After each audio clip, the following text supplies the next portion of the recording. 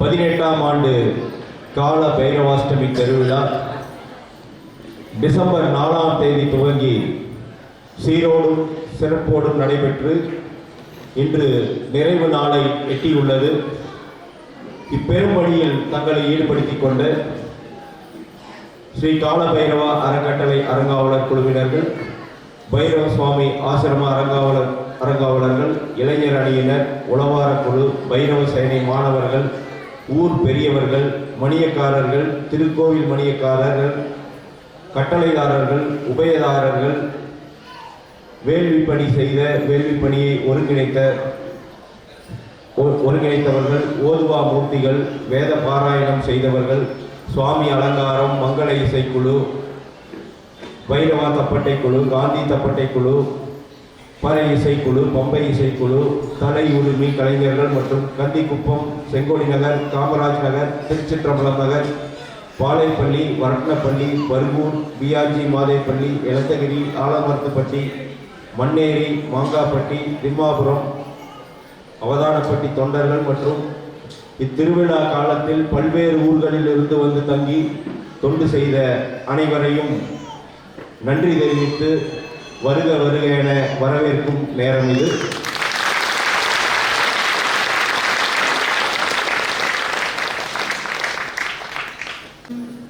ஐந்து கரத்தனை யானை பத்தனை இந்திலம்பிரை போலும் நீற்றனை நந்தி மகந்தனை ஞான கொழுந்தினை குந்தியில் வைத்தடி போற்றுகின்றேனே. மாறி நின்றென்னை மயக்கிடும் வஞ்ச உளனைந்தின் வழியடை தமுதே ஊறி நின்றென்னுள் எழு பரஞ்சோதி உள்ளவா காண இன்பமே என்னுடைய அன்பே தந்தது உன் தன்னை கொண்டது என் தன்னை சங்கரா குலோ சதுர அந்த ஒன்றும் இல்லானந்தம் பெற்றேன் யாதனே பெற்றதொன்று என்பால் சிந்தையே கோயில் கொண்டயம் பெருமான் இரு பெருந்துரை ஊரை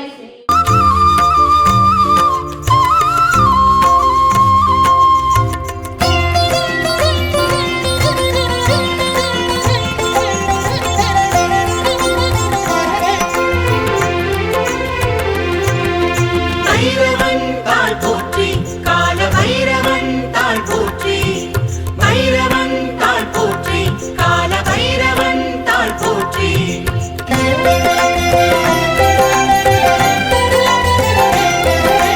வறுமைக்கு மருந்தே இளமைக்கு நிகரே முழுத்தனம் தருவாய் போற்றி. தர்மம் காப்பவா தர்மம் அழிப்பவா குரோதன பைரவ போற்றி. பைரவாய நமக ஓம் பைரவாய நமக, பைரவாய நமக ஓம் பைரவாய நமக. பிறவி கரையேற்றி பிறப்பினை அறுப்பாய் கையிலை பதியனே போற்றி. பாவ குவியலை சேதப்படுத்தியே மோட்சமளிப்பவா போற்றி. பைரவன் இருக்க பயமே அவன் துணை இருக்க துயரே, பைரவன் இருக்க பயமே அவன் துணை இருக்க துயரே.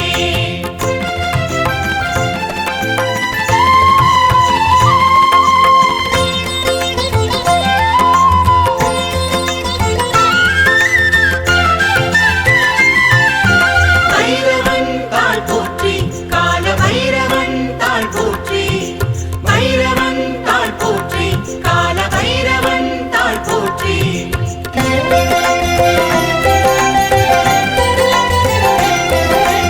எட்டு பிறப்பெடுத்து ஏவல் அழிப்பவனே ருத்ரபாலகா போற்றி. அற்புத தாண்டவ சொக்கட்ட சூரா கற்பனை கடந்தாய் போற்றி. பைரவாய நமக ஓம் பைரவாய நமக, பைரவாய நமக ஓம் பைரவாய நமக. கர்ம வினை போக்கும் நரகம் தனை நீக்கும் நிவர்த்தி நாயகா போற்றி. நிகர்தனக்கேதுமில்லை என வினவி ஜகத்தை ஆள்பவா போற்றி. பைரவன் இருக்க பயமே, அவன் துணை இருக்க துயரே. பைரவன் இருக்க பயமே, அவன் துணை இருக்க துயரே.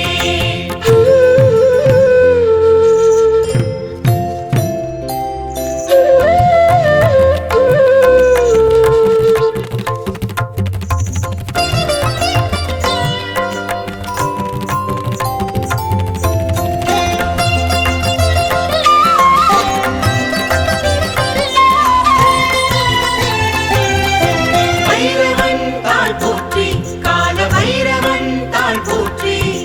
பைரவன் தாள் போற்றி, கால பைரவன் தாள் போற்றி.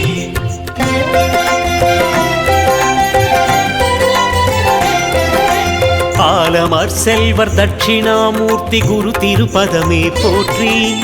அடியவர் கரம் பொழி நீர் அபிஷேக காசிநாதனே போற்றி. பைரவாய நமக, ஓம் பைரவாய நமக. பைரவாய நமக, ஓம் பைரவாய நமக. 63 நாயன்மார்களின் திருவடிவங்கள் போற்றி. வருமடியாரின் உருப்பசி தணிக்கும் அன்ன பைரவா போற்றி. பைரவன் இருக்க பயமே, அவன் துணை இருக்க துயரே. பைரவன் இருக்க பயமே, அவன் துணை இருக்க துயரே.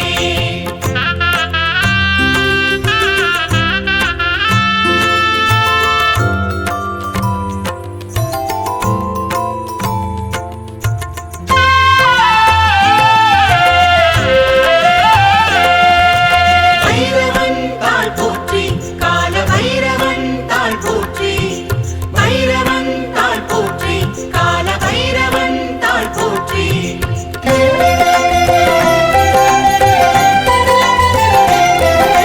தலக்காவலனே வனக்காவலனே பாதாள பைரவ போற்றி. சுடலை வனமே உன்னடலை நாயகா வடுக பைரவா போற்றி. பைரவாய நமக, ஓம் பைரவாய நமக. பைரவாய நமக, ஓம் பைரவாய நமக. நீரு பூசிடும் நிர்வாண தேவா நீல நிறத்தனை போற்றி.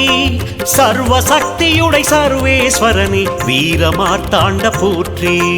பைரவன் இருக்க பயமே, அவன் துணை இருக்க துயரே. பைரவன் இருக்க பயமே, அவன் துணை இருக்க துயரே.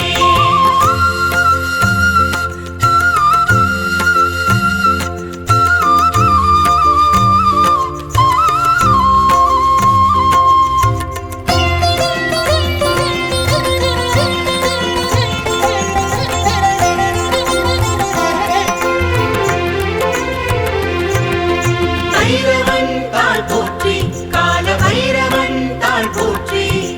பைரவன் தாள் போற்றி, கால பைரவன் தாள் போற்றி.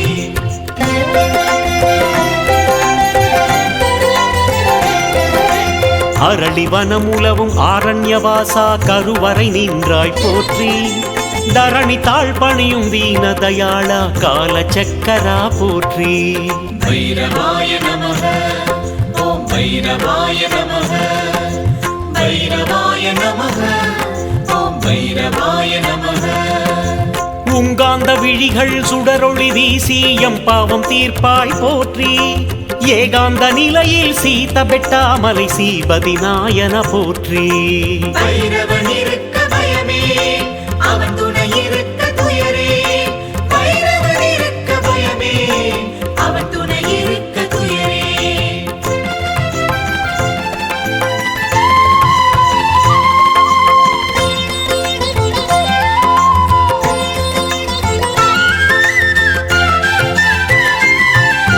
பைரவன் தாள் போற்றி, கால பைரவன் தாள் போற்றி. பைரவன் தாள் போற்றி, கால பைரவன் தாள் போற்றி.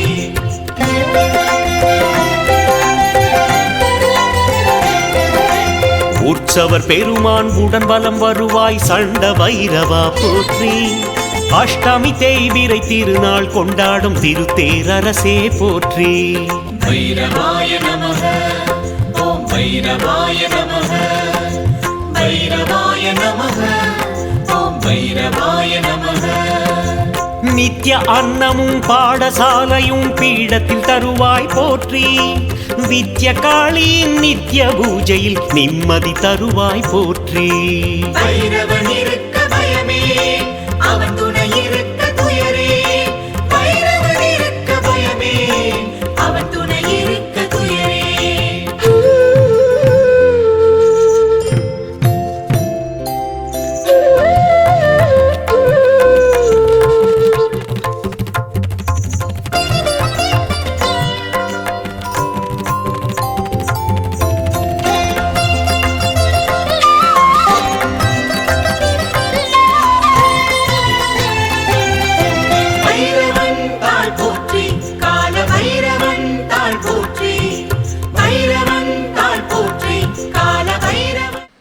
தொடர் நிகழ்வுக்கு பின்னாடி இப்போ ஒரு அமைதி இருக்கிறத நம்ம உணர முடியுது இல்லையா? ஏதோ வேகமா பயணிச்சுட்டு வந்து ஒரு இடத்துல அமைதியா உட்கார்ந்து இருக்கிற மாதிரி ஒரு உணர்வு. பெரும் திருவிழா பிரம்மோற்சவம் அப்படின்னாவே ஒரு கூட்டு முயற்சி, ஒரு சமூக ஏற்பாடு, சமத்துவத்தையும் நல்லிணக்கத்தையும் சமுதாயத்தில் அன்பினையும் ஒருவருக்கொருவர் பரஸ்பரம் நட்பு பாராட்டக்கூடிய ஒரு ஏற்பாடு நம்முடைய பெரியோர்கள் வகுத்து கொடுத்திருக்கக்கூடிய இந்த பிரம்மோற்சவம் என்று சொல்லக்கூடிய பெருந்திருவிழா. சாதாரணமா விழா அப்படின்னா ஓரிரு நாட்கள் நடைபெறும். பெருந்திருவிழா தினந்தோறும் நிகழ்வுகள் தொடர்ந்து இடைவெளி இல்லாமல் நடந்துட்டே இருக்கும்.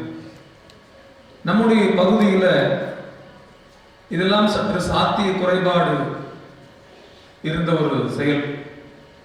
ஒரு திருக்கோயில் நிறுவுதல், அந்த திருக்கோயிலை குடிமக்களுக்கானதாக மாற்றுதல், குடிமக்களை கோயிலுக்கானவர்களாக மாற்றுதல், கோயிலை சார்ந்த குடிகளும் குடிகளுக்கு உண்டான கோயிலும், அதை சார்ந்து இருக்கக்கூடிய விழாக்கள், அதை சார்ந்து இருக்கக்கூடிய நம்பிக்கைகள், அதை சார்ந்து இருக்கக்கூடிய ஒவ்வொரு நிகழ்வும் உணர்வில் பதிய வைத்தல் என்பது ஓரிரு நாட்கள்ல நடைபெறவில்லை. திடீர்னு ஒரு இடத்துல ஒரு கோயில் உருவாகி திடீர்னு ஒரு விழா, திடீர்னு அதற்கான கூட்டம்னா உருவாகிட்டதில்லை. இப்ப பல ஆண்டுகளுடைய தொடர் முயற்சி, உயர்வான ஒரு இலக்கு, அந்த இலக்கை நோக்கிய தெளிவான ஒரு பயணம், அந்த பயணத்தினுடைய பாதையில் எண்ணற்ற உயிர்களுடைய நல்ல அன்பும் அரவணைப்பும் ஆதரவும் இதெல்லாம் சேர்ந்துதான் ஒரு உயர்வான செயலை நாம் செய்துவிட முடியும். இத்தனை பேர் இப்ப வாசிச்சு இப்ப கூட அவங்க பதற்றமா இருக்கிறாங்க. ஏதாவது ஒரு பேர் விட்டுட்டு போமோ, ஏதாவது ஒரு பேர் விட்டுட்டு போமோ, மறந்துட்டு போமோ. ஏன்னா அது எழுதி அதை படிக்கிறதுக்கே இவ்வளவு சிரமம், இவ்வளவு நேரம் எடுத்துச்சு. இப்பயும் பதற்றமா இருக்கு, ஏதாவது ஒரு பேர் நம்ம தெரியாம விட்டுருப்போமோ அப்படின்னு சொல்லி. இத்தனை பேருடைய கூட்டு முயற்சி. முதல்ல விழா எப்படி எதுக்காக நடத்தணும் அப்படின்ற அடிப்படை காரணம் வேணும். அந்த விழாவுக்கு உண்டான ஒரு ஆதாரம், கருப்பொருள் இருக்குல்ல, ஒரு விடயத்திற்கு ஒரு கருப்பொருள் ஒன்று வேணும். ஒரு திரைப்படம்னா கூட அதுக்கு ஒரு கருப்பொருள் வேணும். அப்ப அந்த கருவை சுற்றி இருக்கக்கூடிய அந்த அமைப்பு, ஸ்தாபனம், அந்த ஸ்தாபனத்தை இயக்கக்கூடிய நடத்தக்கூடிய நிர்வாகம், அந்த நிர்வாகத்திற்கு ஒத்துழைப்பு தரக்கூடிய எண்ணற்ற ஆதரவாளர்கள், நேர்மையும் எந்த பிரதிபலனும் எதிர்பார்க்காத அன்பும் ஒழுக்கமும் வாய்மை தவறாத ஒரு சத்தியமும் இறை நம்பிக்கையும் உள்ள ஒரு கூட்டம், அதை சார்ந்து இயங்கக்கூடியவர்கள்.